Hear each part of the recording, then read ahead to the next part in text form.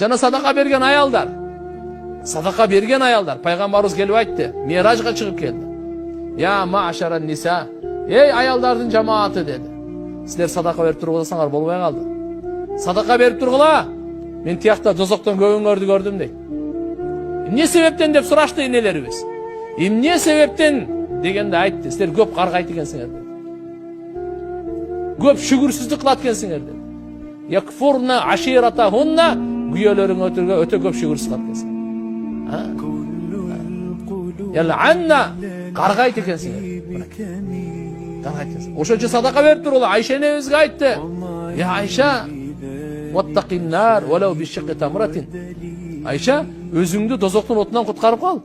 Бир курманын сыныгынчалык болсун. Ва иллам таҗиди фа би калиматин таййиба. Эгерде ошо бир курманын сыныгынчалык да таппасаң, Айша, анда жакшы сөз айтып, бул жакшы сөз да садака, ошо садаканы берип туруп, мындайча айтканда, сен өзүңдү эмне кылып кал дейт? Дозоктун отунан куткарып кал.